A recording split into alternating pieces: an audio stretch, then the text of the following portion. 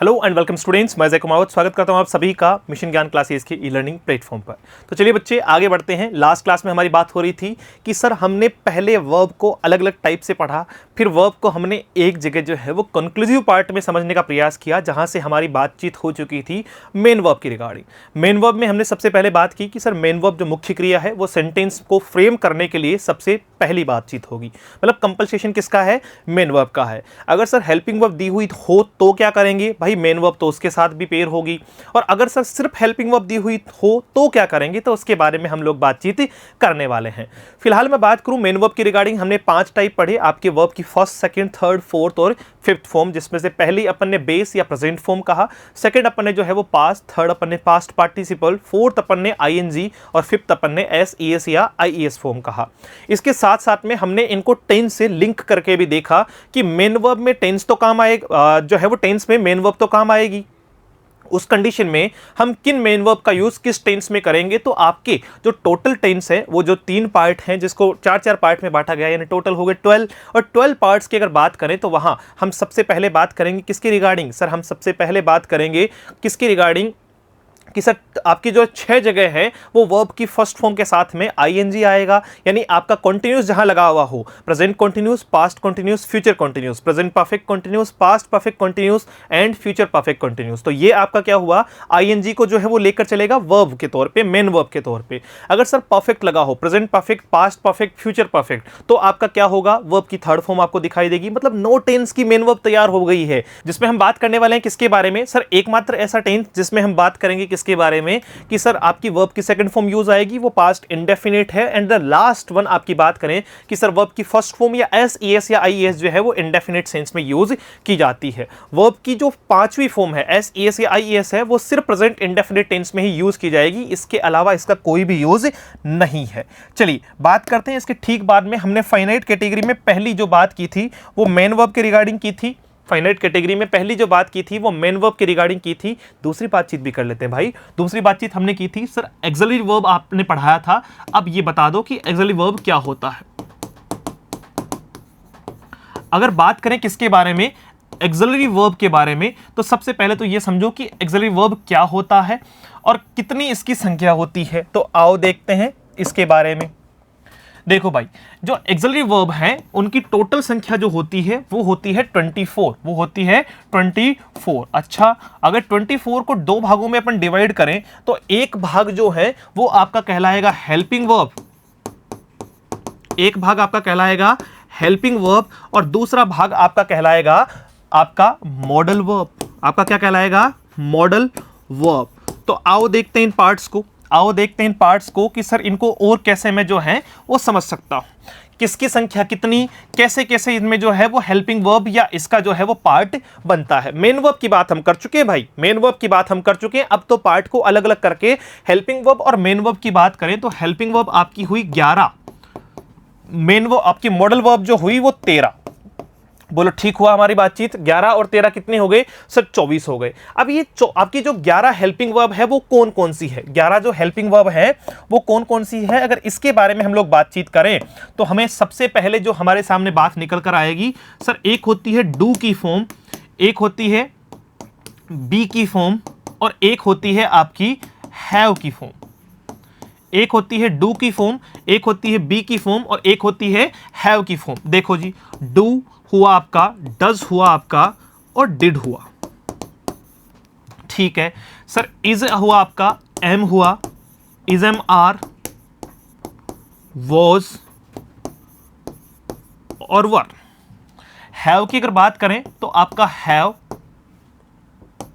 Has और had, have, has और had. कितनी हो गई संख्या भाई, कितनी हो गई संख्या, तो आप कहोगे सर बिल्कुल हमने गिन ली है, 3 ये हुई, 5 ये हुई, 3 ये हुई, पूरी 11 हो गई है। पूरी कितनी हो गई है, 11 हो गई है। अरे टेंस में क्या क्या तैयार करोगे सर, हेल्पिंग वर्ब तैयार करेंगे और मेन वर्ब तैयार करेंगे। मेन वर्ब कर ली कि नहीं कर ली, सर बिल्कुल कर ली, हमें पता है कौन से टेंस में कौन सी मेन वर्ब लगेगी। तो आओ हेल्पिंग वर्ब भी देख लेते हैं ना। फिर डू की फॉर्म की अगर बात की जाए तो डू, डज और did, is, am, are, was, were, has, have और आपका हैड। तो ये अगर इन तीनों फॉर्मेशन की बात करोगे तो पहली बात तो ये देखो, इनके साथ में वर्ब की फर्स्ट फॉर्म आएगी, इनके साथ में मेन वर्ब के तौर पे इनके साथ में आईएनजी आएगा और इनके साथ में जो है वो क्या आएगा सर, वर्ब की थर्ड फॉर्म आएगी। इनके साथ में वर्ब की थर्ड फॉर्म आएगी। थोड़ा और बेहतर समझो, यहां अगर देखने का प्रयास करोगे तो ये देखो, ये प्रेजेंट इंडेफिनिट है, ये पास्ट इंडेफिनिट है, ये प्रेजेंट कंटिन्यूस है, ये पास्ट कंटिन्यूस है, ये प्रेजेंट परफेक्ट है,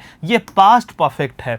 और present perfect continuous, past perfect continuous में बीइंग लग जाएगा। सबको पता है कि सर उसमें क्या लग जाता है, आपका हैज हैव बीन लग जाता है, उसमें हैड बीन लग जाता है। और अगर बात करें फ्यूचर की, तो फ्यूचर में तो आपको जो है वो मॉडल के साथ में चलना है। फ्यूचर टेंस पूरा किस पे चलेगा, शैल विल पे चलेगा, मॉडल के साथ में चलेगा। तो वो पार्ट वहां है, मॉडल वाले टाइम पे मॉडल देखेंगे। फिलहाल बात कर रहे हैं किसके बारे में, दोबारा बता रहा हूं, एक्सिलरी वर्ब की संख्या होती है आपकी 24, जिनमें से दो पार्ट हमने डिवाइड किए। एक हेल्पिंग वर्ब जो होती है आपकी 11, डू की फॉर्म, बी की फॉर्म और हैव की फॉर्म। डू, डज, डिड, इनके साथ वर्ब की first form is am are, was verb के साथ में वर्ब की first form ING, has have had के साथ में वर्ब की थर्ड फॉर्म। ये प्रेजेंट इंडेफिनिट, ये पास्ट इंडेफिनिट, ये present continuous, past continuous, present perfect, past perfect tense. Yes और नो, डेफिनेटली यस। अब हम बात करते हैं कि सर ये तो तब हुआ ना जब हेल्पिंग वर्ब और मेन वर्ब की बात आपने की, हेल्पिंग वर्ब और मेन वर्ब की बात आपने की। अच्छा, इसमें कुछ एग्जाम्पल लेते हैं, फिर इस बात को थोड़ा सा और बेहतर समझेंगे। देखो जी, अगर मैं आप लोगों से ये कहूं सी डिड इट, ठीक है, और दूसरी बात हम करते हैं सी डिड नॉट डू इट, तो दोनों में क्या डिफरेंस नजर आ रहा है? आप कहोगे सर पहला जो एग्जांपल है इसमें आपने सी लिया सब्जेक्ट, अगर मैं डिड को हेल्पिंग वर्ब मानूं तो हेल्पिंग वर्ब को किसकी नीड होगी? मेन वर्ब की नीड होगी। मेन वर्ब तो है ही नहीं, इसका मतलब डिड खुद मेन वर्ब है। डिड क्या है? खुद मेन वर्ब है, वर्ब की second form. Do, did, done, do, did और डन। इसका मतलब यहां ये किसका काम कर रही है सर? मेन वर्ब का काम कर रही है। किसका काम कर रही है? मेन वर्ब का काम कर रही है। अच्छा, तो यहां बताओ तो भाई, यहां हमने बात की किसके बारे में? सी आपका सब्जेक्ट हुआ। डिड अगर मैं हेल्पिंग आपका मेन वर्ब मानता हूं तो पहली बात तो मेन वर्ब के बाद में नॉट, और फिर डू को मैं क्या मानूंगा? तो भाई ये आपकी क्या है? Helping verb. और हेल्पिंग वर्ब के बाद में पेयर आया है नॉट का, और नोट के बाद में पेयर आया है जी डू, डिड, और आपका डू, डज और डिड के साथ में वर्ब की कौन सी फॉर्म आएगी? फर्स्ट फॉर्म आएगी। तो ये है वर्ब की फर्स्ट फॉर्म, ये है वर्ब की फर्स्ट फॉर्म, यानी डिड यहां पे हेल्पिंग वर्ब है और डू यहां पे मेन वर्ब है। तो अब समझ रहे हो आप मेरी बात को? डिड यहां पे क्या है? हेल्पिंग वर्ब का काम कर रहा है। डिड यहां पे किसका काम कर रहा है? हेल्पिंग वर्ब का काम कर रहा है। यहां पे किसका काम कर रहा था? मेन वर्ब का काम कर रहा था। कैसे आइडेंटिफिकेशन करेंगे सर? अगर सेंटेंस में हेल्पिंग वर्ब दी हुई होगी तो मेन वर्ब भी आएगी। अगर मेन वर्ब नहीं दी हुई है, हेल्पिंग वर्ब आपको दिखाई दे रही है कि वो हेल्पिंग वर्ब है, हैज आपको दिखाई दे रहा है कि वो हेल्पिंग वर्ब है। जैसे मैं कहूं आई हैव डन इट, ठीक है, और तीसरा चौथा अपन ने कहा आई हैव ए कार। अब बताओ, देखिए अगर इन दोनों सेंटेंस को देखोगे तो तुरंत पता चल जाएगा कि सर यहां बात किसकी हो रही है। अगर आई सब्जेक्ट है, हैव आपकी हेल्पिंग वर्ब है, तो हैव, हैज और हैड के साथ में सर आप ही ने तो बताया था परफेक्ट में वर्ब की थर्ड फॉर्म आती है। तो ये रही वर्ब की थर्ड फॉर्म, ये रही वर्ब की थर्ड फॉर्म, यानी यहां जो हैव है वो क्या है? हेल्पिंग वर्ब है। लेकिन नीचे वाले सेंटेंस में जो हैव है वो कहीं ना कहीं किसको बता रहा है? अरे लिंक करने का काम कर रहा है या आपका हेल्पिंग वर्ब का काम कर रहा है? सर अगर ये हेल्पिंग वर्ब होती तो इसके बाद में वर्ब की थर्ड फॉर्म भी होती।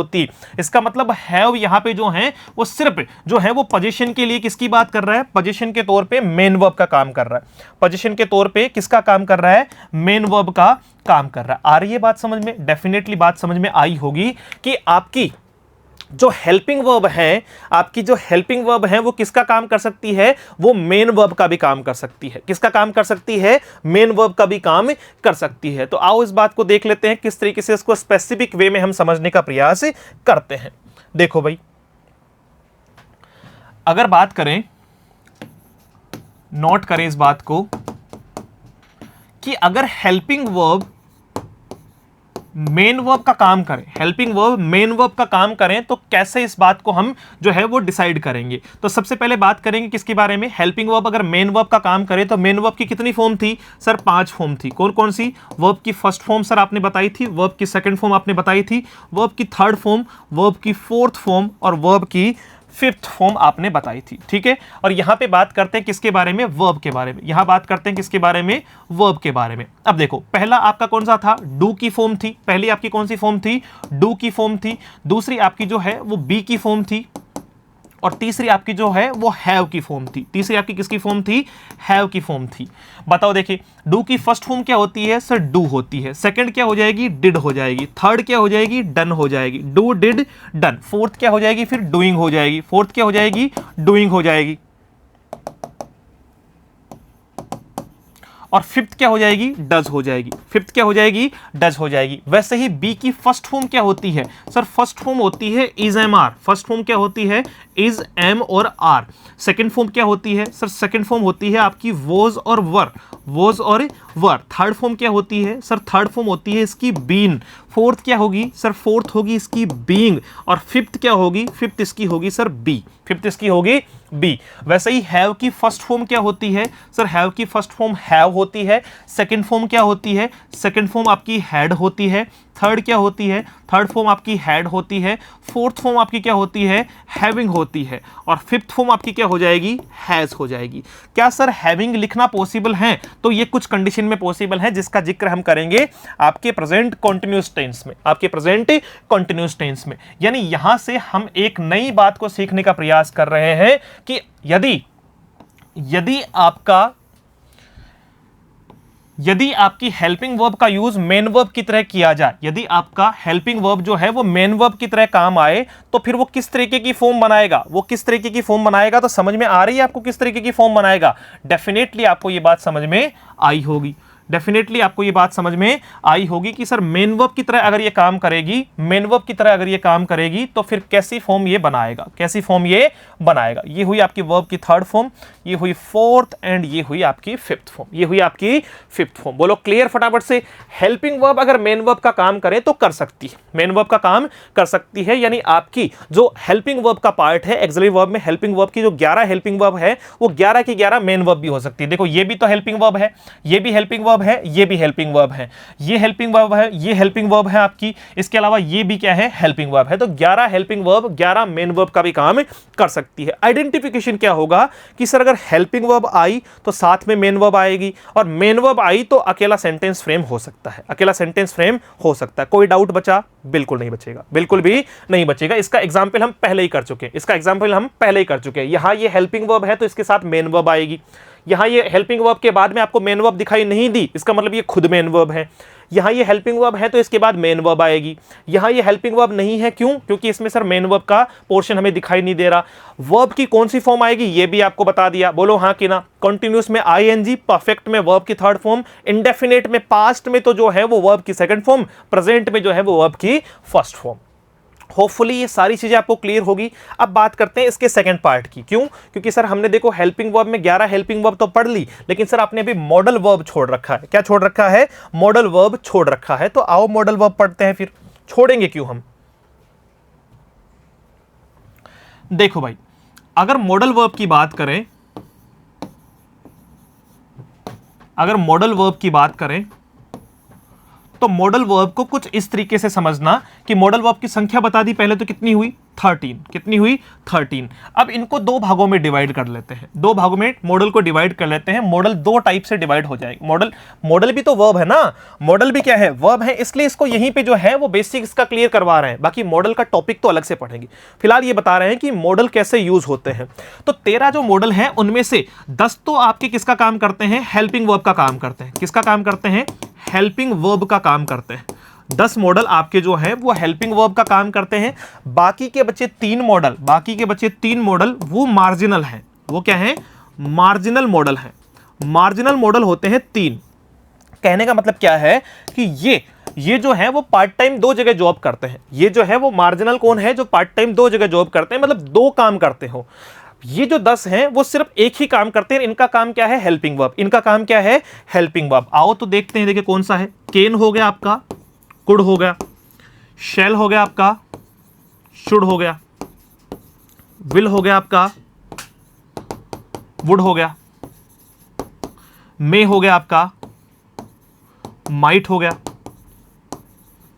इसके अलावा आपका जो है वो ऑट टू और आपका मस्ट। ये वो 10 मॉडल हैं जो सिर्फ किसका काम करेंगे, आपके जो है वो हेल्पिंग वर्ब का काम करेंगे। इनके ठीक बाद में, मॉडल के बाद में हमेशा वर्ब की कौन सी फॉर्म आपको दिखाई देगी, मेन वर्ब की फर्स्ट फॉर्म आपको दिखाई देगी। इन सब के बाद में मेन वर्ब की कौन सी फॉर्म आपको दिखाई देने वाली है, फर्स्ट फॉर्म आपको दिखाई देने वाली है। कौन कौन से, can, could, shall, should, will, would, may, might और मस्ट, और साथ में ऑट टू। सर कैन का यूज क्या होता है, भाई बताएंगे ना, टॉपिक में बताएंगे। ऑट टू क्या होता है, ये सारे के सारे इनके यूज कैसे किए जाते हैं वो सब बताएंगे टॉपिक में। फिलहाल ये 10 हेल्पिंग वर्ब हुई आपकी, जो मॉडल जो है वो हेल्पिंग वर्ब की तरह काम करते हैं, और मॉडल के साथ में वर्ब की फर्स्ट फॉर्म लगेगी। मार्जिनल कौन है, मार्जिनल आपके सर 3 मार्जिनल हैं। एक आपका नीड है, एक आपका डेयर है, और एक आपका यूज्ड टू है। एक आपका क्या है, यूज्ड टू है। अब इनको मार्जिनल क्यों कहा जाता है, मार्जिनल कहने के पीछे का रीजन ये है कि जो नीड और डेयर है, नीड और डेयर है वो हेल्पिंग वर्ब का भी काम करते हैं और मेन वर्ब का भी काम करते हैं। जैसे अपन कहते हैं ना कि कई बार कि यार मुझे तेरी आवश्यकता है, मुझे तेरी आवश्यकता है, तो आवश्यकता किसको कहते हैं, नीड को। तो वो मॉडल भी हैं, हेल्पिंग वर्ब भी है, और साथ साथ में मेन वर्ब भी है। क्या है, साथ साथ में मेन वर्ब भी है। वैसे ही जो यूज्ड टू है, यूज्ड टू है वो भी क्या है, आपका हेल्पिंग वर्ब है, और साथ साथ में जो है वो हेल्पिंग वर्ब के साथ साथ में ये एडजेक्टिव का काम भी करता है।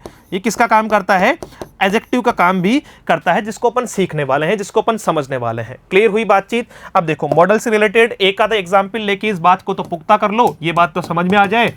जैसे मैंने कहा I can teach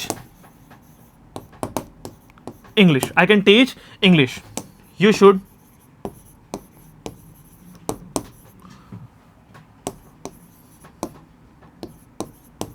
respect your teachers. तो इन दोनों ही एग्जाम्पल में आपको एक बात समझ में आ गई होगी, दोनों ही एग्जाम्पल से आपको एक बात समझ में आ गई होगी कि सर यहाँ केन क्या है, आई आपका सब्जेक्ट है, केन आपकी हेल्पिंग वर्ब है, हेल्पिंग वर्ब के साथ मेन वर्ब की फर्स्ट फॉर्म आएगी, क्योंकि मॉडल है, क्योंकि क्या है, मॉडल है। इंग्लिश आपका ऑब्जेक्ट है, इंग्लिश आपका क्या है जी, ऑब्जेक्ट है। तो अब बताओ ये टीच कौन सी वर्ब है, फिर टीच कौन सी वर्ब है, जल्दी से बताओ फटाफट से। अगर बात करें किसके बारे में, यू के बारे में, ये आपका सब्जेक्ट है, ये आपकी हेल्पिंग वर्ब है, ये आपका जो है वो मेन वर्ब की फर्स्ट फॉर्म है, मेन वर्ब की फर्स्ट फॉर्म है। आप समझ पा रहे हैं मेरी बात को, यानी मॉडल का यूज अगर हेल्पिंग वर्ब की तरह किया गया तो उसके साथ मेन वर्ब की फर्स्ट फॉर्म आएगी, उसके साथ मेन वर्ब की फर्स्ट फॉर्म आएगी। इसके ठीक बाद बात करते हैं किसके बारे में, हम बात करते हैं आपका मार्जिनल जो मॉडल वर्ब थी, मार्जिनल मॉडल वर्ब जो थी वो कितनी थी, 3 थी।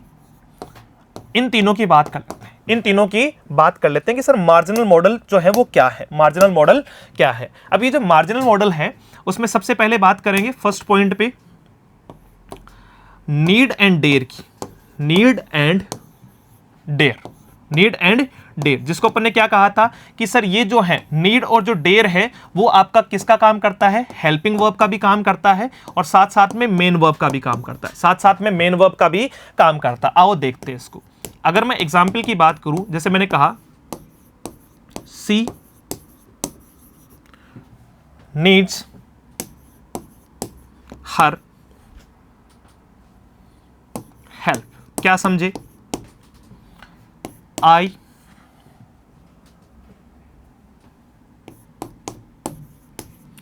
Do not need her help, C dares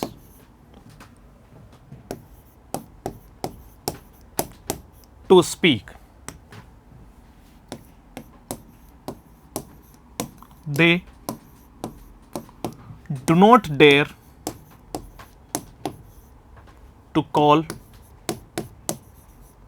me। चलो इनको देखो फटाफट से, यहाँ पे बताओ जल्दी से कौन सा सेगमेंट किस तरीके से काम आएगा, बात जो है वो इजीली समझ में आ गया होगा। अगर सी की बात करूं, तो सी आपका क्या हुआ, सी सर हमारा हो गया जी सब्जेक्ट। सी आपका क्या हो गया, सब्जेक्ट। अगर सब्जेक्ट सिंगुलर है तो वर्ब भी सिंगुलर होगी। सी के साथ में नीड्स, मेन वर्ब है कि हेल्पिंग वर्ब है? आप कहोगे सर मेन वर्ब है, आप कहोगे मेन वर्ब है। एस या ईएस लगा हुआ। मॉडल में कौन से दिन जो है वो एस या ईएस लगना शुरू हो गया भाई? मॉडल में कुछ भी चेंजेस नहीं होते हैं, मॉडल में कुछ भी चेंजेस नहीं होते हैं। तो इसका मतलब नीड यहां मेन वर्ब का काम कर रही है। नीड यहां किसका काम कर रही है? मेन वर्ब का काम कर रही है। क्लियर? आगे देखो तो फिर आई डू नॉट नीड, देखो आई अगर आपका सब्जेक्ट है, डू डज आपकी हेल्पिंग वर्ब है, नॉट आ ही गया पेयर में, तो नॉट के बाद में मेन वर्ब की कौन सी फॉर्म आएगी? डू डज या डिड के साथ में मेन वर्ब की फर्स्ट फॉर्म। तो यहां भी नीड क्या है? मेन वर्ब है। यहां भी नीड क्या है? मेन वर्ब है। अगर यहां पे बात करें they do not dare to call me, तो यहां किसकी बात हो रही है? यहां किसकी बात हो रही है? अगर सर दे सब्जेक्ट है, डू आपका जो है वो क्या है? डू अगर आपका हेल्पिंग वर्ब है, फिर नॉट का पेयर है, तो डेर यहां मेन वर्ब की फर्स्ट फॉर्म है, मेन वर्ब की फर्स्ट फॉर्म है, तो यहां पे भी ये वर्ब है। सी डेयर्स, सर एस तो तभी लगता है ना जब वो क्या बनती हो? जब वो मेन वर्ब बनती हो। जब वो क्या बनती हो? मेन वर्ब बनती हो। तो क्लियर हुई ये बात कि जब हम नीड और डेयर का यूज एक तो किसमें कर सकते हैं? मेन वर्ब में। एक तो किसमें कर सकते हैं? मेन वर्ब में। अब बात करते हैं हेल्पिंग वर्ब की। अब बात करते हैं हेल्पिंग वर्ब की।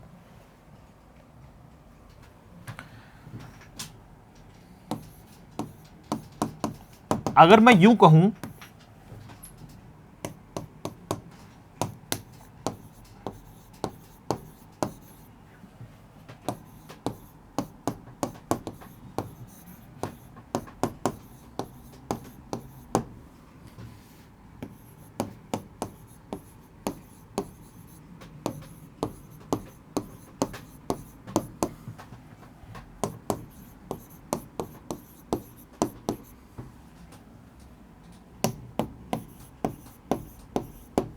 चलो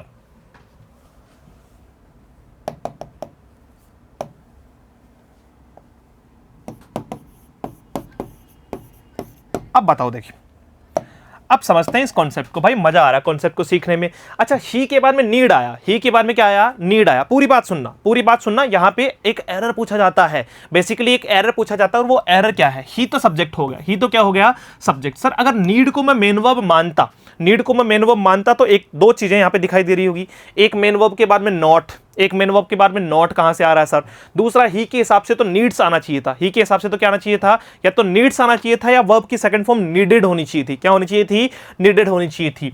अगर ये हेल्पिंग वर्ब है तो अब देखो मॉडल क्या कहता है कि अगर ये हेल्पिंग वर्ब है, इसका मतलब ये मॉडल है, इसका मतलब ये क्या है? मॉडल है। और मॉडल ये कहता है कि अगर वो हेल्पिंग वर्ब की तरह यूज होगा तो उसके साथ में वर्ब की फर्स्ट फॉर्म आएगी, उसके साथ में वर्ब की फर्स्ट फॉर्म आएगी, उसके साथ में वर्ब की फर्स्ट फॉर्म आएगी। और फर्स्ट फॉर्म अगर आएगी तो ये पेयर बन रहा है कि नहीं बन रहा? देखो नॉट तो आ सकता है, हेल्पिंग वर्ब के ठीक बाद में नॉट, और नॉट के बाद में वर्ब की फर्स्ट फॉर्म, नॉट के बाद में वर्ब की फर्स्ट फॉर्म। तो फिर ये टू कहां से आ रहा है? स्टूडेंट यहां गलती करता है, स्टूडेंट यहां गलती करता है क्योंकि उसको सही सेंटेंस क्या लगता है? He need not to go there, he need not to go there. यहां पे इंफिनिटिव वर्ब का यूज नहीं किया जाएगा। सर ये इंफिनिटिव क्या है, इसके बारे में चर्चा करेंगे हम।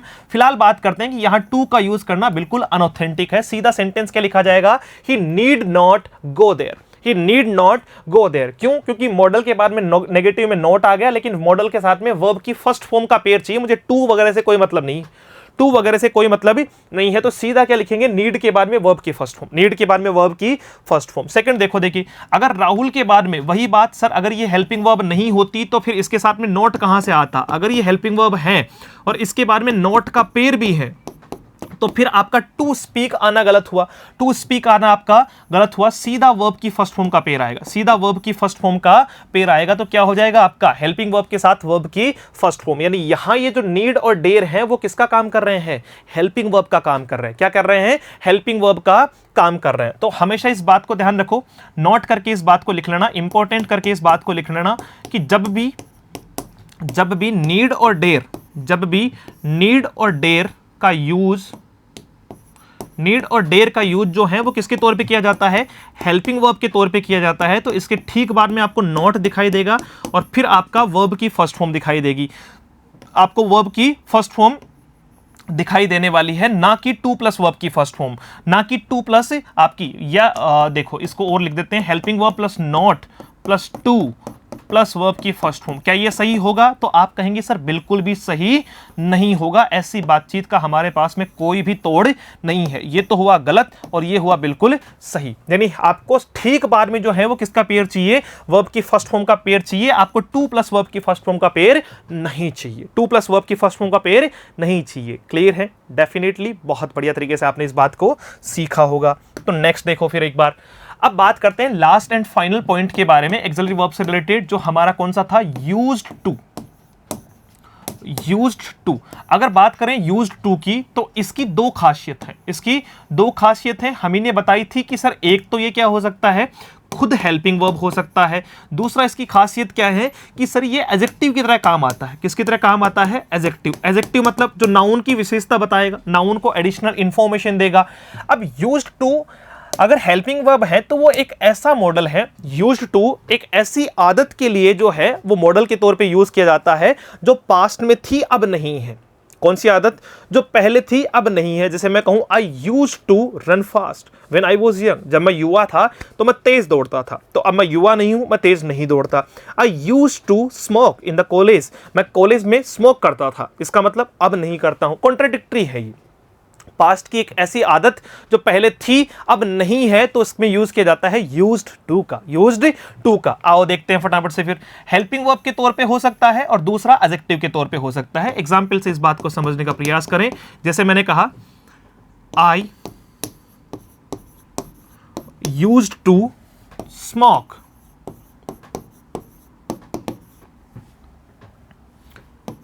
इन माई स्कूल डेज।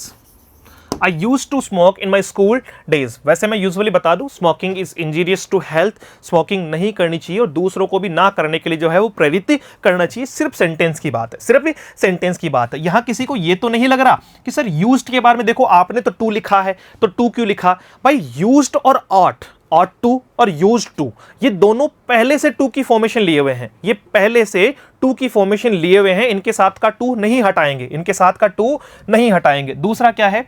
दूसरा आपका I am used to sleeping, I am used to sleeping late